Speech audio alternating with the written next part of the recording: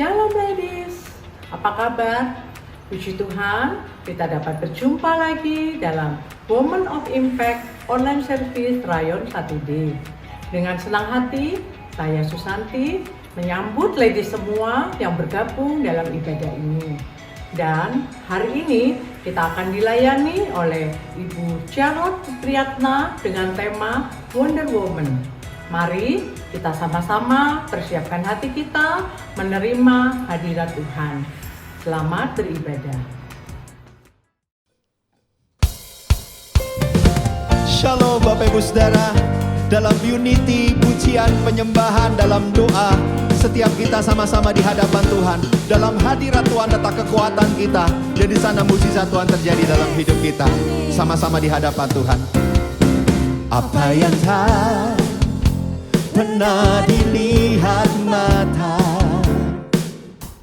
yang tak pernah didengar telinga, yang tak pernah timbul di dalam hati, semua disediakan bagi yang mengasihi Dia. Sekali lagi sama-sama katakan, apa yang tak pernah dilihat mata, yang tak pernah didengar telinga, yang tak pernah timbul di dalam hati, semua disediakan bagi yang mengasihi Dia. Allah sanggup melakukan segala perkara, dulu, sekarang, dan selamanya. Kuasanya tidak berubah. Allah sanggup melakukan segala perkara, dulu, sekarang, dan selamanya. Kuasanya tak berubah. Mari yang mengasihi Tuhan, sekali lagi dengan segenap hatimu di hadapan Allah kita katakan, apa yang tak pernah dilihat mata, yang tak pernah didengar telinga, yang tak pernah timbul di dalam hati, semua disediakannya bagi yang mengasihi Dia. Allah sanggup, Allah sanggup melakukan segala perkara, dulu, sekarang, dan selamanya. Kuasanya tidak berubah. Allah sanggup melakukan segala perkara, dulu, sekarang, dan selamanya. Kuasanya tak berubah. Dengan segenap iman kami katakan, Allah sanggup melakukan segala perkara, dulu, sekarang, dan selamanya. Kuasanya tidak berubah. Allah sanggup melakukan segala perkara, dulu, sekarang, dan selamanya. Kuasanya tak berubah. Dulu, sekarang, dan selamanya. Dulu, sekarang, dan selamanya. Sekali lagi, dulu, sekarang, dan selamanya. Kuasanya tak berubah. Haleluya. Engkau yang melakukan perkara-perkara ajaib dalam hidup kami ya Tuhan. Mari tepuk tangan di atas kepala sama-sama. Ajaib Kau Tuhan, yes, agung dan perkasa.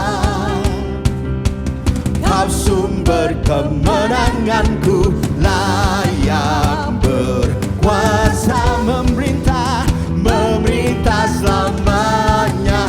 Jesus, Yesus, Kaulah Raja mulia, ajaib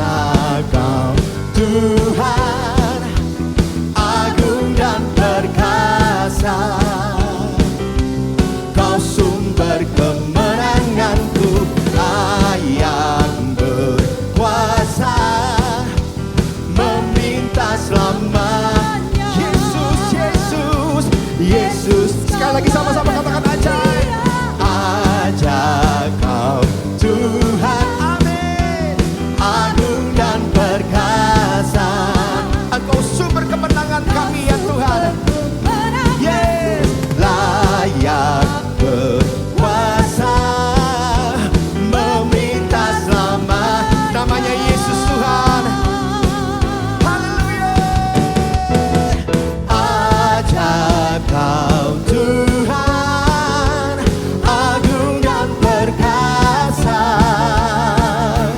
kau sumber kemenanganku, layak berkuasa, meminta selamat.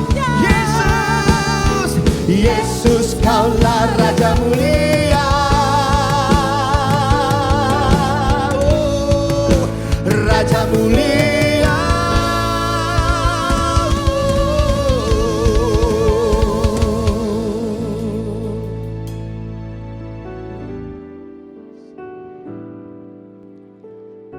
Apapun keadaan kami hari-hari ini Tuhan, apapun situasi kondisi yang kami jalani Tuhan, kami mau tetap percaya bahwa Tuhan yang kami sembah Tuhan yang dahsyat, Tuhan yang kami sembah Tuhan yang ajaib. Tidak ada perkara yang mustahil buat Engkau ya Tuhan. Terima kasih Tuhan Yesus. Ku yakin saat Kau berfirman, ku menang saat Kau bertindak. Hidupku hanya ditentukan oleh perkataan.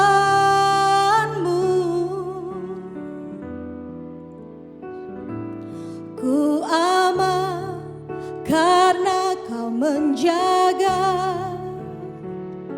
Ku kuat karena Kau menopang. Hidupku hanya ditentukan oleh kuasa-Mu. Sama-sama katakan pujian ini. Bagi Tuhan tak ada yang mustahil. Bagi Tuhan tak ada yang tak mungkin. Mujizatnya disediakan bagiku. Ku diangkat dan dipulihkannya. Kami yakini ya Tuhan. Ku yakin saat Kau berfirman, kami menang ya Tuhan. Ku menang saat Kau bertindak. Yes my Lord. Hidupku hanya ditentukan oleh perkataan-Mu.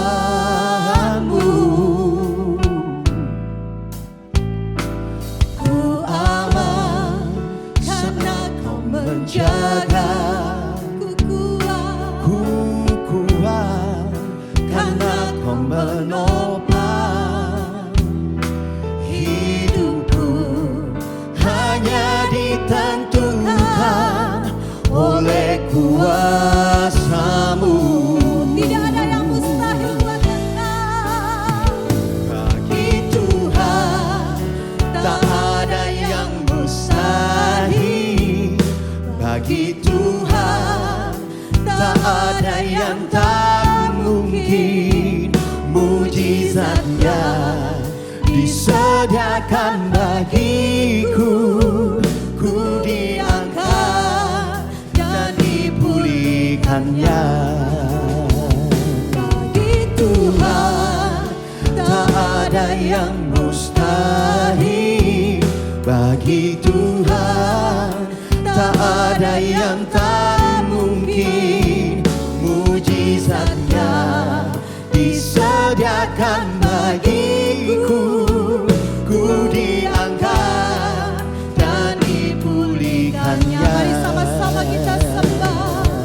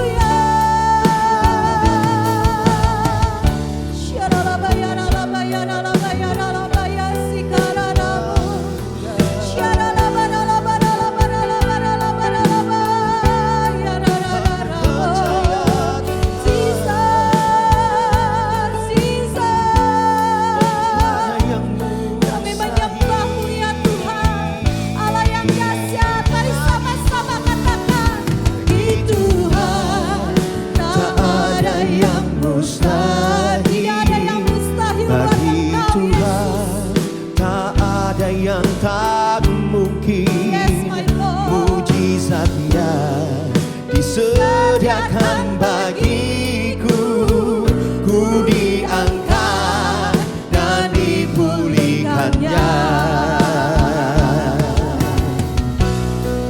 Bagi Tuhan tak ada yang mustahil.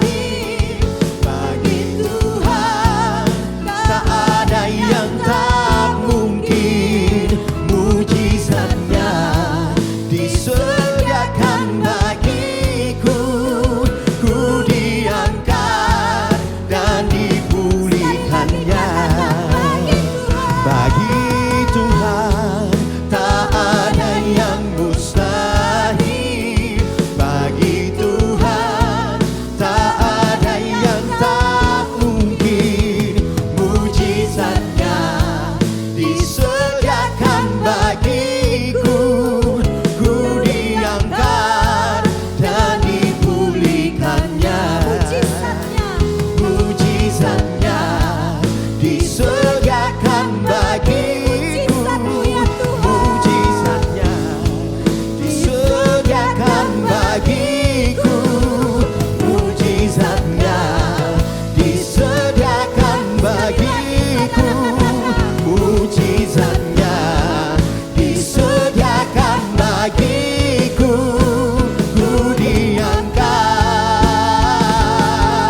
dan dipulihkannya. Haleluya, Tiada haleluya. yang mustahil bagimu Tuhan. Ku diangkat dan dipulihkannya.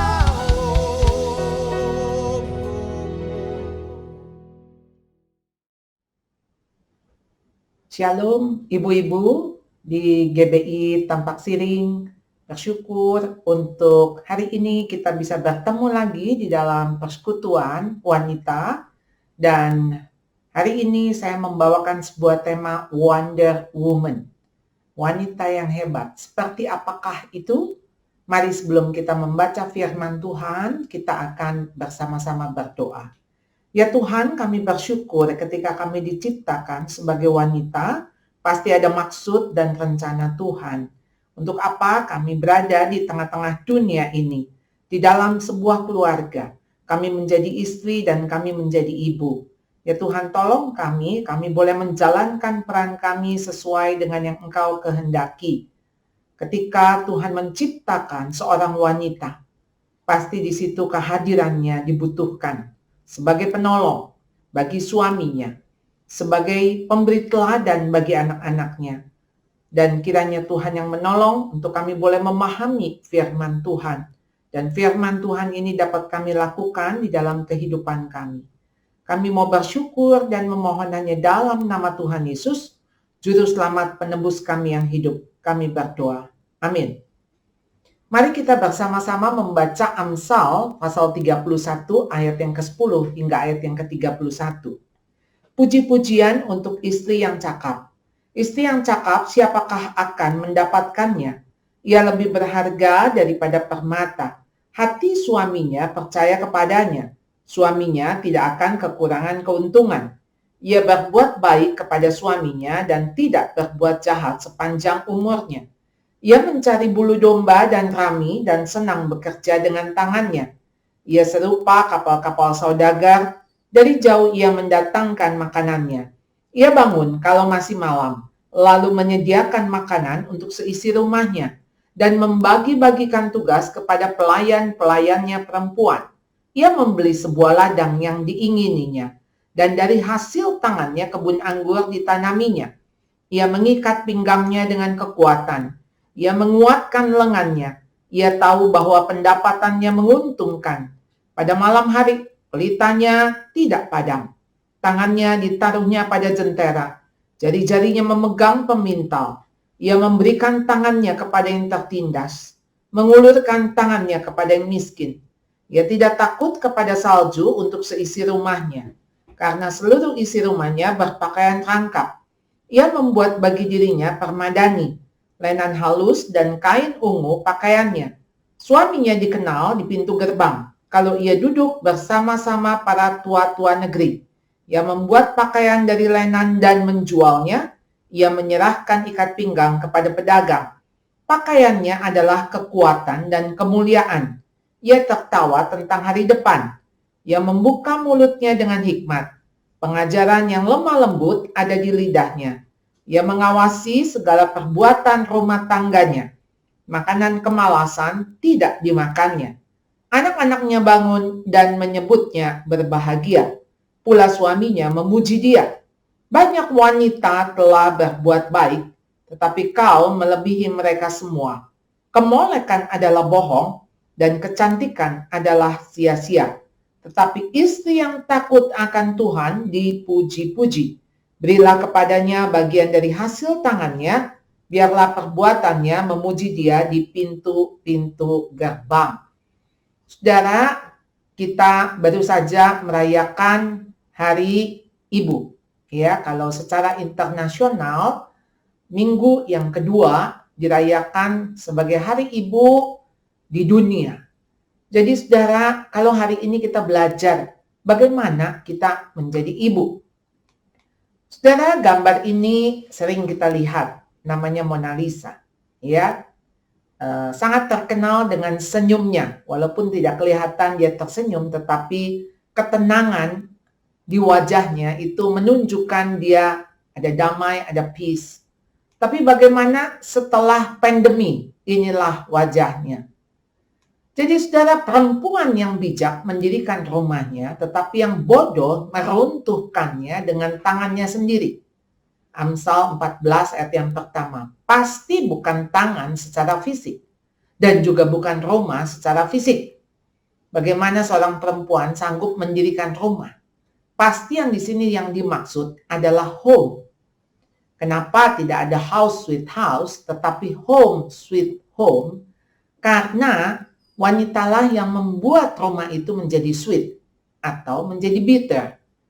Jadi saudara, ketika yang bijak mendirikan rumah, sementara yang bodoh meruntuhkannya dengan tangannya sendiri. Saudara, kata tangan di sini maksudnya ketika keputusan itu dibuat. Jadi kadang kita mengatakan iya, dia memutuskan, dia mengambil keputusan ya dengan tangannya sendiri.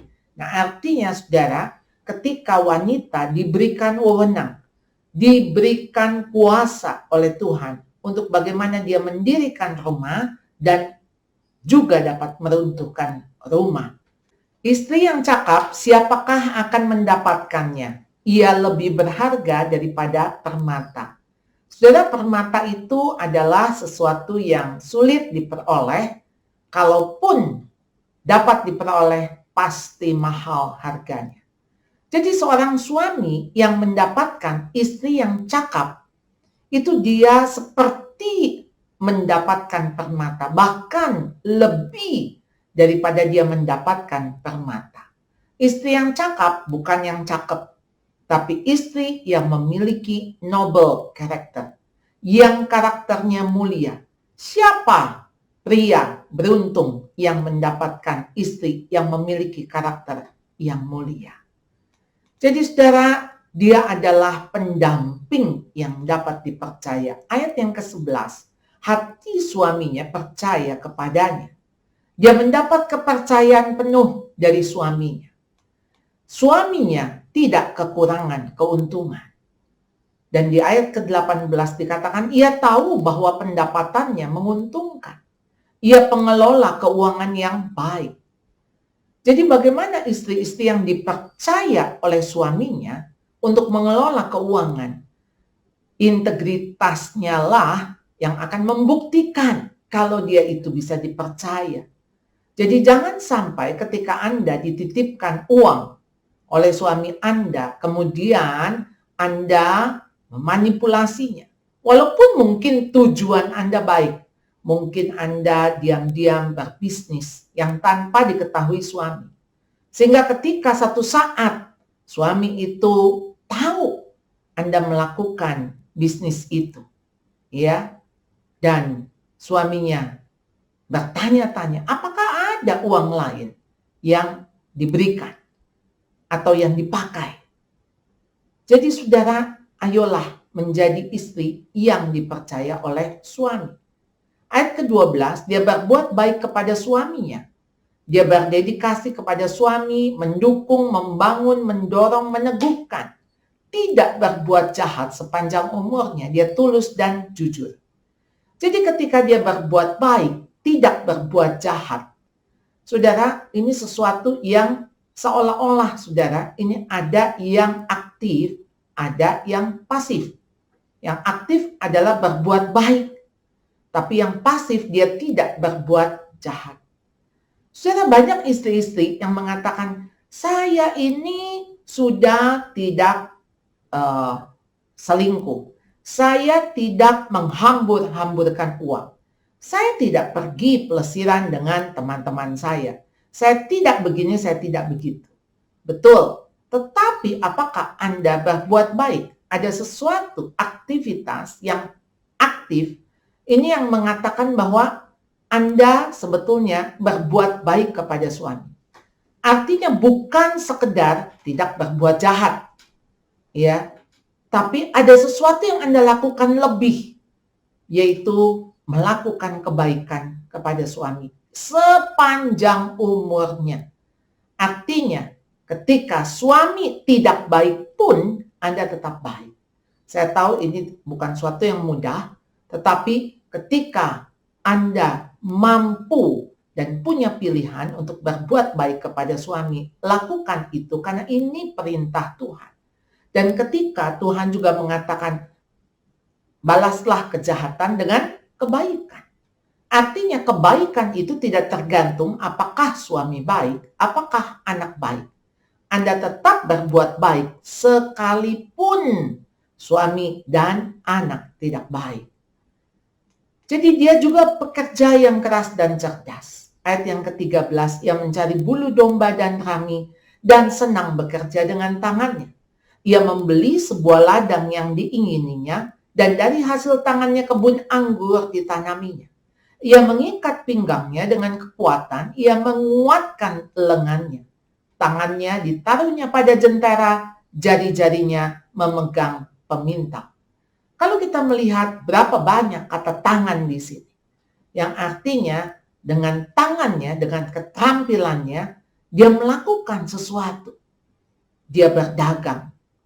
Jadi saudara, kalau dia melakukan ini semua, tentu saja dalam konteks dia sedang menolong suaminya. Dia sedang menjadi ibu bagi anak-anaknya.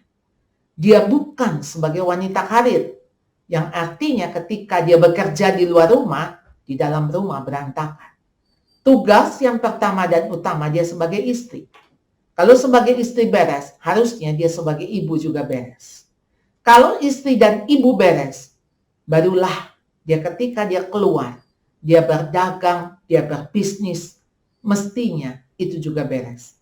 Karena dia sadar, dia tahu perannya dia sebagai istri dari suaminya, sebagai ibu dari anak-anaknya. Dan dia juga membuat bagi dirinya permadani, lenan halus dan kain ungu pakaiannya. Permadani di sini sebagai alas dia tidur. Dia sendiri yang membuat pakaiannya dari lenan halus dan kain ungu. Kain yang mahal yang biasa dipakai oleh raja-raja. Dia mendandani dirinya. Ia membuat pakaian dari lenan dan menjualnya. Ia menyerahkan ikat pinggang kepada pedagang.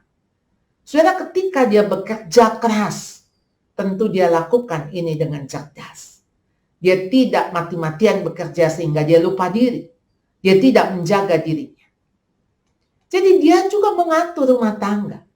Ayat yang ke-15, dia membagi-bagikan tugas kepada pelayan-pelayan perempuan.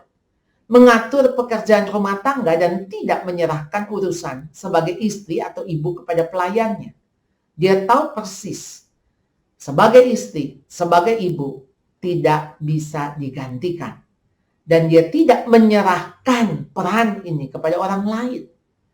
Jadi dia tahu ini sebuah privilege. Sebagai istri, sebagai ibu. Dan dia tidak mau ada orang lain yang menggantikan posisi ini. Apakah dia rela anaknya memanggil ibu kepada orang lain? Tentu saja tidak.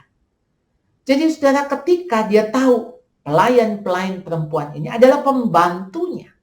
yang akan membantu dia mengatur pekerjaan rumah tangga. Pekerjaan rumah tangganya dia bagi-bagi. Jadi semua bisa dikerjakan.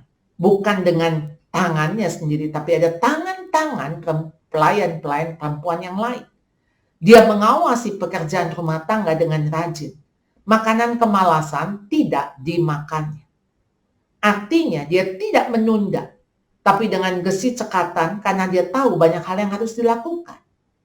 Saya yakin saudara, ketika dia melakukan semua pekerjaan rumah tangga ini, bukan dia mengerjakan dia nampaknya seperti apakah ibu yang super rapi, bibi titi teliti, yang semuanya dia kerjakan sendiri sebagai bentuk kepuasan pribadinya, pasti bukan itu. Jadi bukan ada gambaran misalnya seorang ibu OCD yang dia harus bebersih tiap hari, harus sikat WC setiap hari. Dia mengawasi pekerjaan rumah tangga dengan rajin. Dia tahu dia membagi-bagikan tugas ini. Dan makanan kemalasan tidak dimakannya. Tentu saja dia tidak akan membiarkan hal-hal yang tidak beres dibiarkan terjadi. Dia menyelesaikan semua yang harus diselesaikan tepat waktunya. Dan bagaimana dia menjadi penyedia bagi seisi rumah? Bangun kalau masih malam, lalu menyediakan makanan untuk seisi rumahnya. Saudara, dia bangun yang pertama saat yang lain masih tidur. Untuk apa? Karena baginya makanan, khususnya di pagi hari, sangat penting bagi keluarganya. Jadi kalau ibu ini bangun saat masih malam, dia tidurnya kapan? Karena kita melihat bagaimana dia juga pada malam hari pelitanya tidak padam. Jadi malam hari saja dia masih bekerja. Tapi dia juga bangun kalau masih malam, yang artinya masih subuh, gelap-gelap. Berarti wanita ini, ibu ini, mungkin jam tidur yang paling sedikit. Sementara yang lain sudah tidur, dia masih terjaga. Sementara yang lain masih tidur, dia sudah bangun. Jadi saudara, dia tidak takut kepada salju untuk seisi rumahnya. Karena seluruh isi rumahnya berpakaian rangkap. Artinya dia sudah menyiapkan sebelumnya. Dia antisipasi segala keadaan yang ada, yang akan dia sudah mengantisipasi hal yang buruk yang akan terjadi di kemudian hari. Oleh karena itu, dia membuat pakaian rangkap supaya anggota rumahnya tidak kedinginan. Dan dia juga memberi teladan bagi anaknya. Ia memberikan tangannya kepada yang tertindas. Ia mengulurkan tangannya kepada yang miskin. Dia memberikan contoh bagaimana tangannya yang bekerja, tapi tangannya yang juga memberi, yang diulurkan kepada orang yang miskin. Dan anak-anaknya akan melihat bagaimana kehidupannya. Pakaiannya adalah kekuatan dan kemuliaan. Ia tertawa tentang hari depan. Ia membuka mulutnya dengan hikmat, pengajaran yang lemah lembut ada di lidahnya. Kualitas agung dalam dirinya terletak dalam tutur katanya yang bijaksana dan membangun. Saya teringat bagaimana mama saya mengajarkan untuk menjadi orang yang hemat. Bagaimana menjadi orang hemat? Yaitu pelit sama diri sendiri, tapi royal untuk orang lain. Kenapa harus pelit dengan diri sendiri? Yaitu supaya ada bagian yang bisa diberikan kepada orang lain. Bagaimana dengan orang yang pelit? Orang yang pelit adalah royal buat diri sendiri, tapi pelit buat orang lain. Karena dia begitu royal dengan diri sendiri, nggak ada bagian yang bisa diberikan kepada orang lain. Bagaimana dengan orang yang kikir? Orang yang kikir adalah orang yang pelit dengan orang lain dan pelit buat dirinya sendiri. Dan orang kikir tidak masuk ke dalam bagian kerajaan surga. Kenapa? Karena dia tidak menghargai anugerah Tuhan. Ketika Tuhan menganugerahkan kepada dia uang ataupun harta, baginya itu ditimbun, disimpan, dan dia tidak pakai itu. Sebagaimana Tuhan mau harta kita itu sebetulnya digunakan, dipakai untuk kemuliaan Tuhan. Jadi bagaimana dengan orang yang boros? Dia royal kepada diri sendiri, royal juga buat orang lain. Tetapi bagaimana dia bisa royal dengan orang lain kalau dia royal kepada diri sendiri? Jadi ketika saya masih kecil, saya sudah tahu definisi-definisi ini. Dan bagaimana itu menjadi teladan di dalam hidupnya ketika dia mengulurkan tangan, dia berbagi kepada orang lain.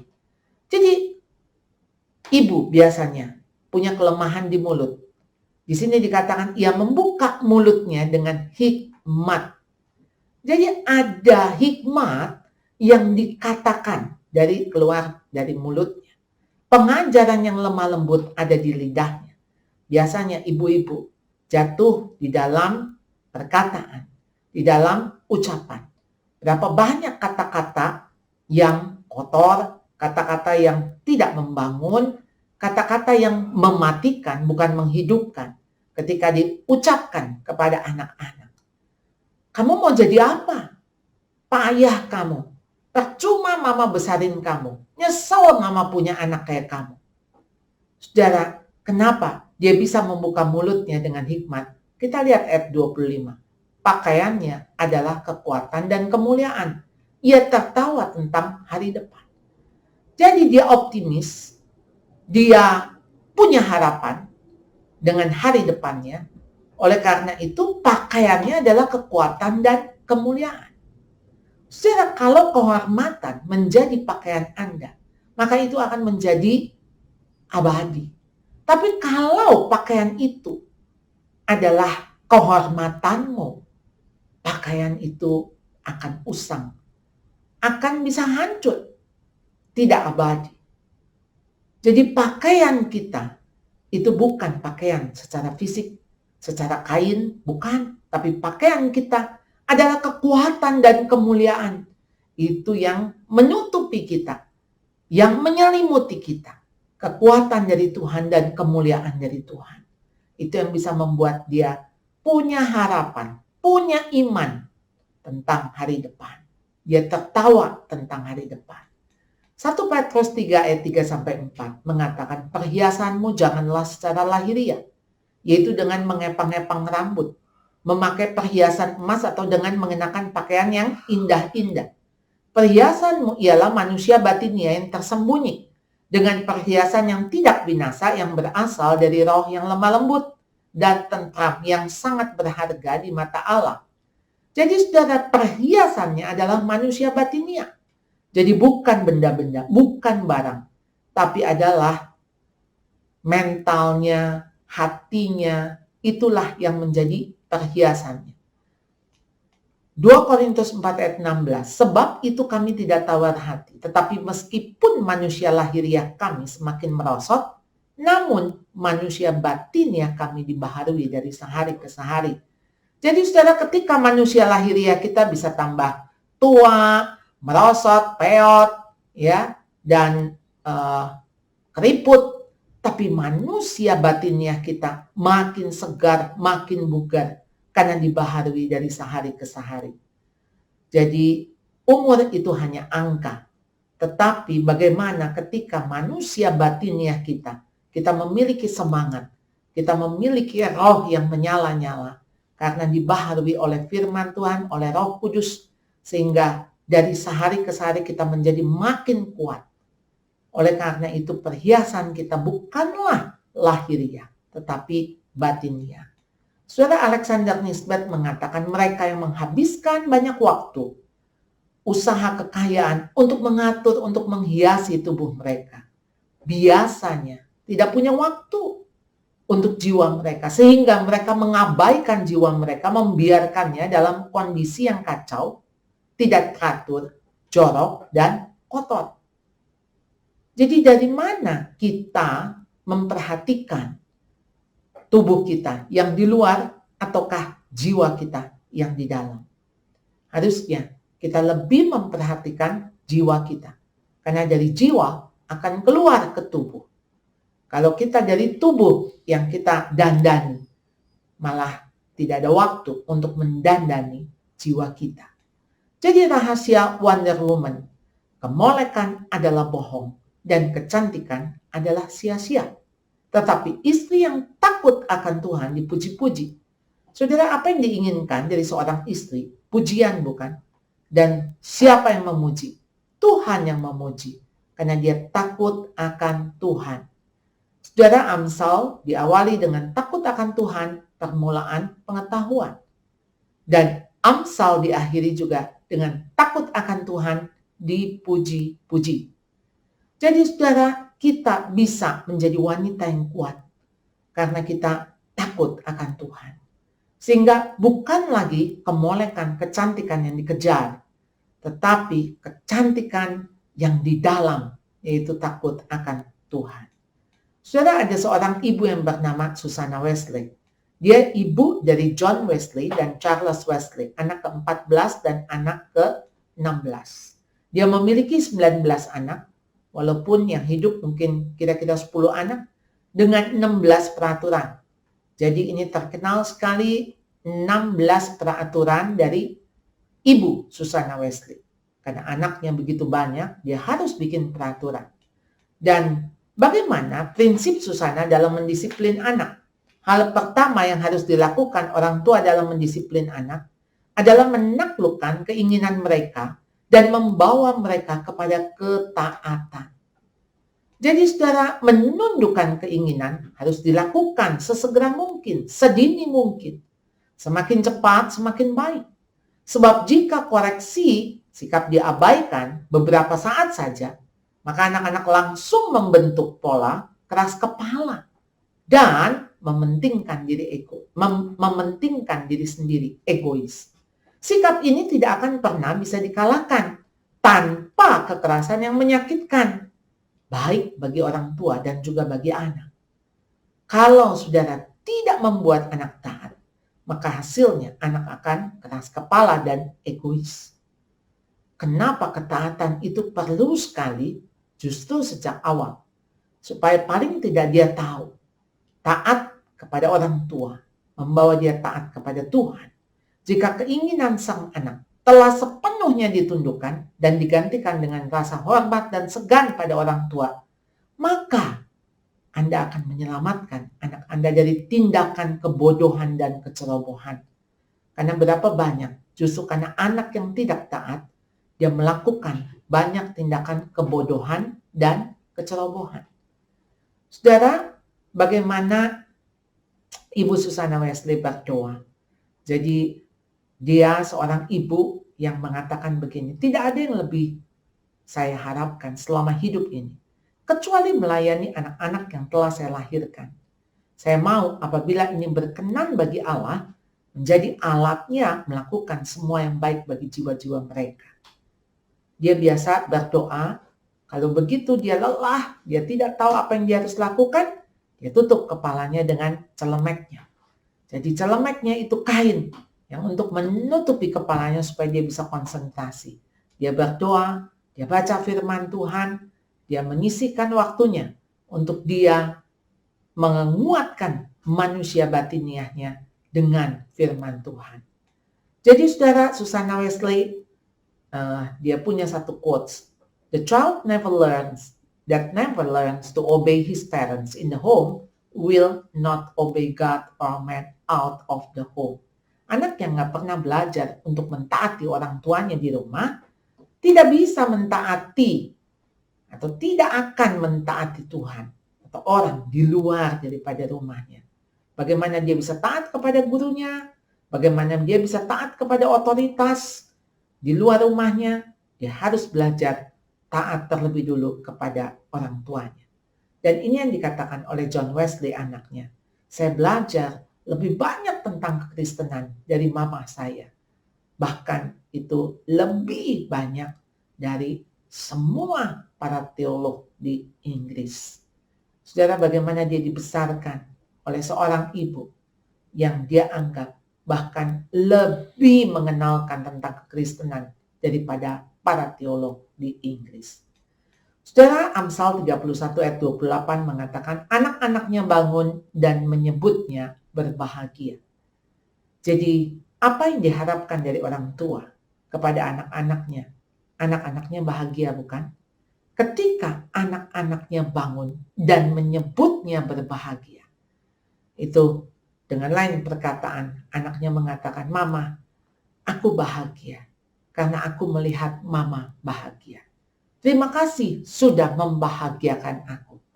Saudara, bahagia yang di sini pasti karena dia tahu mamahnya berbahagia. Dan bahagia di sini ketika dia tahu bagaimana mamahnya dipuji oleh papahnya. Karena pula suaminya memuji dia. Banyak wanita telah berbuat baik, tetapi kau melebihi mereka semua. Mau pujian seperti apa yang diinginkan oleh seorang istri? Pasti pujian dari suaminya. Kalau mengatakan engkaulah satu-satunya. Dia katakan banyak wanita berbuat baik, tetapi kau melebihi mereka semua. Ada sesuatu yang lebih yang dirasakan oleh suaminya. Ini pasti membanggakan sang istri. Ketika dia tahu dia wanita satu-satunya di hati suaminya dan suaminya bisa melihat kebaikan daripada sang istri. Saudara, biarlah kita boleh berdoa. Tuhan, tolong ingatkan saya. Siapa saya di dalam keluarga? Peran saya di dalam keluarga sebagai istri, sebagai ibu. Dan itu lebih penting daripada siapa saya. Mungkin di mata masyarakat, di kantor, di pelayanan. Kalau saya berhasil di luar, tapi tidak berhasil di dalam rumah, sia-sialah peran saya. Mari kita sama-sama mau berdoa. Ya Tuhan, kami sekali lagi sadar akan peran kami sebagai istri dan sebagai ibu. Kami tidak bisa menjadi ibu yang baik tanpa menjadi istri yang baik lebih dulu.